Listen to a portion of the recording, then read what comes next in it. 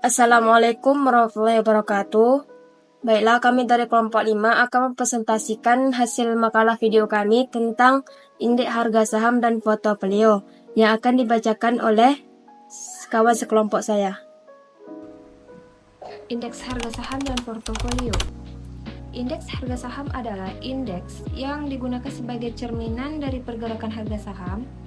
Kemudian tujuan dari indeks harga saham ini adalah untuk menganalisis dan menghindari dampak negatif atau dampak buruk dari penggunaan harga saham yang berbentuk rupiah. Kemudian, indeks harga saham ini memiliki perhitungan retun pasar seperti perhitungan retun saham individu yang dimana rada berbeda sedikit dengan penggunaannya. Kemudian tingkat pengembalian pasar dapat juga dihitung melalui persamaan atau melalui rumus yang berada di bawah ini beserta penjelasannya. Kemudian, saat ini Bursa Efek di Indonesia ini memiliki 11 jenis indeks harga saham. Yang pertama yaitu indeks harga saham gabungan atau IHSG. Kemudian kedua ada indeks sektoral. Yang ketiga ada indeks LQ45. Kemudian ada indeks Jakarta Islamic atau indeks JII. Kemudian ada indeks Kompas 100. Ada indeks Bisnis 27. Ada juga indeks Pevindo 25. Lalu indeks Serikahati. Lanjut indeks papan utama. Kemudian indeks papan pengembangan dan indeks individual.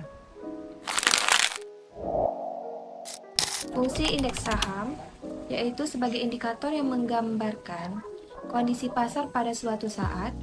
Kemudian dengan adanya indeks ini kita dapat mengetahui tren pergerakan harga saham saat ini. Misalnya bila suatu indeks harga saham bergerak dengan baik atau naik, maka biasanya sebagian besar harga saham juga yang bergabung di dalamnya itu juga akan ikut cenderung naik atau baik. Baiklah, di sini saya akan melanjutkan pembahasan dari makalah ini. Faktor-faktor yang mempengaruhi harga saham. Faktor internal. 1. Pengumuman tentang pemasaran produksi, penjualan seperti periklanan, rincian kontrak, perubahan harga, pemikiran produk baru, laporan produksi, laporan keamanan, dan laporan penjualan. Yang kedua, pengumuman pendanaan, seperti pengumuman yang berhubungan dengan ekuitas dan hutang. Yang ketiga, pengumuman badan direksi manajemen, seperti perubahan dan penggantian direktur, manajemen, dan struktur organisasi. Yang ketiga, pengumuman pengambilan diverifikasi seperti laporan investasi, investasi kuitas, laporan take over oleh pengukuran ekuisisi, laporan investasi, dan lainnya. Selanjutnya, faktor eksternal. Yang pertama, pengumuman dari pemerintah seperti perubahan suku bunga, tabungan dan deposito, kurs valuta asing, inflasi, serta berbagai regulasi dan regulasi ekonomi yang dikeluarkan oleh pemerintah. Yang kedua, pengumuman hukum seperti tuntutan terhadap perusahaan atau terhadap manajernya dan tuntutan perusahaan terhadap manajernya. Yang ketiga, pengumuman industri sekuritas seperti laporan pertemuan tahunan, insider trading, volume atau harga saham, perdagangan pembatasan atau penundaan trading. Selanjutnya, portofolio. Portofolio merupakan investasi dalam berbagai instrumen keuangan. Portofolio saham adalah investasi yang terdiri dari berbagai saham perusahaan yang berbeda dengan harapan bila harga salah satu saham menurun, sementara yang lain meningkat. Maka investasi tersebut tidak mengalami kerugian. Melakukan investasi dengan membentuk portofolio cenderung jauh lebih menguntungkan jika dibandingkan dengan menginvestasikan seluruh modal hanya pada satu bentuk investasi. Maka dengan adanya diversifikasi aset adalah salah satu cara yang tepat untuk mengurangi risiko. Pengukuran kinerja portofolio optimal. Ini adalah sebuah proses penting dalam manajemen investasi yang bertujuan untuk mengevaluasi seberapa efektif portofolio investasi yang telah mencapai tujuan investasi yang telah ditetapkan. Dalam pengukuran kinerja portofolio ini terdapat beberapa metrik yang umum digunakan. Di antara lain itu yang pertama tingkat pengembalian, yang kedua yaitu resiko, yang ketiga yaitu set ratio, yang keempat yaitu Pareto ratio, yang kelima itu Jensen alpha, yang keenam yaitu Sortino ratio, dan yang terakhir yaitu tracking error. Di sini yang pertama yaitu tingkat pengembalian. Tingkat pengembalian adalah salah satu metrik kunci dalam pengukuran kinerja portofolio. Metrik ini mengukur seberapa besar keuntungan yang telah diperoleh investasi dalam portofolio. Namun tingkat pengembalian harus dinilai bersamaan dengan risiko yang telah diambil. Sebuah portofolio yang memberikan tingkat pengembalian yang tinggi, namun risiko yang juga tinggi, mungkin tidak dianggap optimal. Yang kedua yaitu tadi kan ada risiko. Di sini adalah faktor lain yang penting dalam pengukuran kinerja portofolio. Risiko ini dapat diukur dengan menggunakan defisia standar atau volatilitas dari pengembalian portofolio.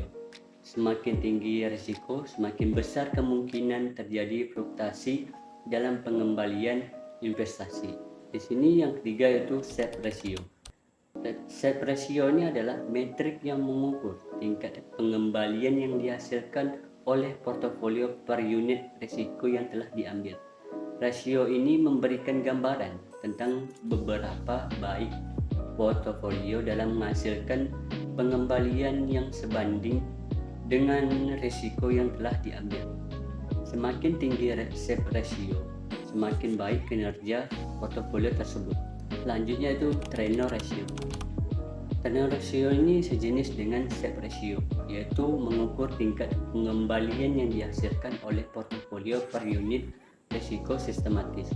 Rasio ini berguna untuk menilai seberapa baik portofolio dalam menghasilkan pengembalian yang sebanding dengan risiko pasar yang telah diambil.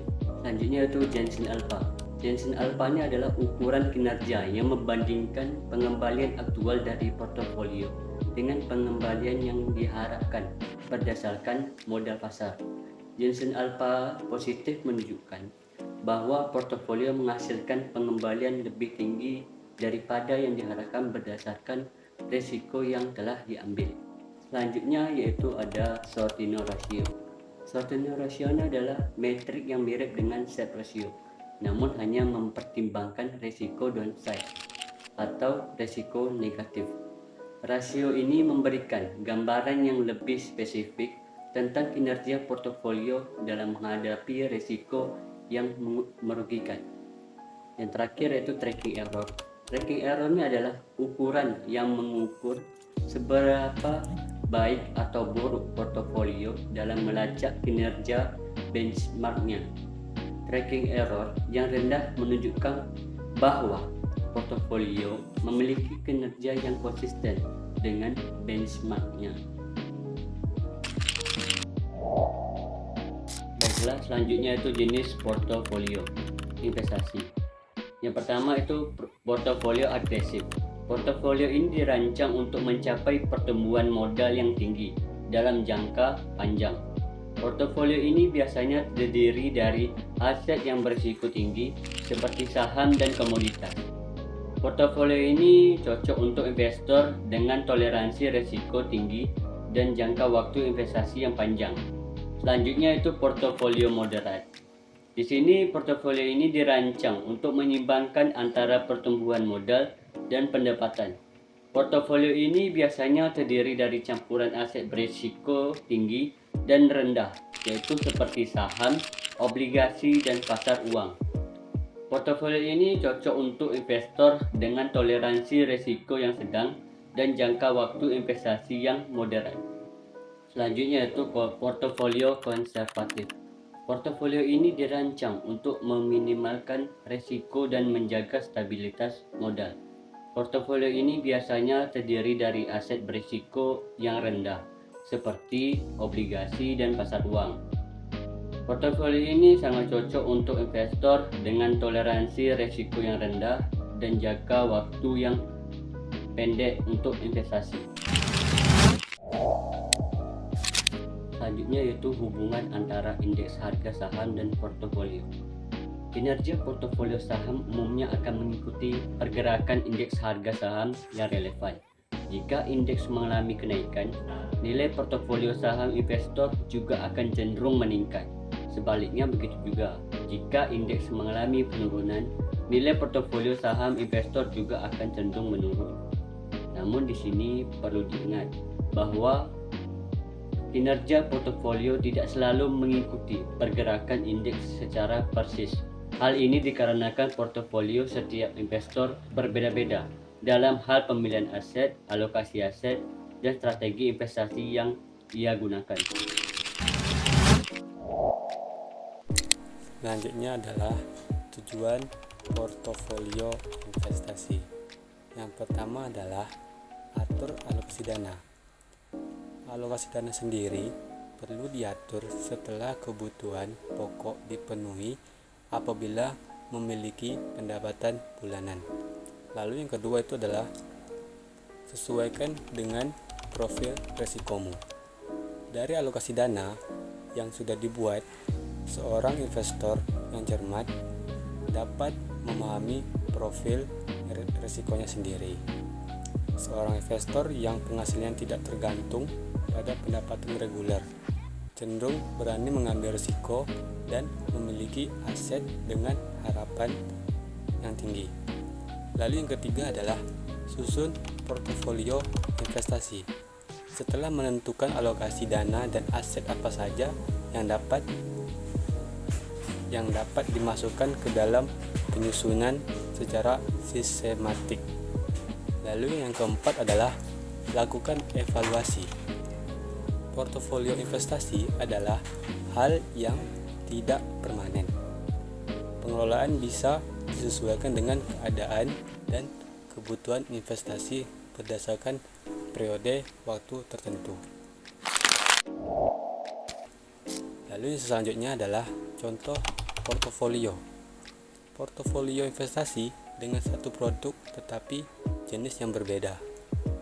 Contoh portofolio ini adalah pasar uang, yaitu salah satu jenis reksadana.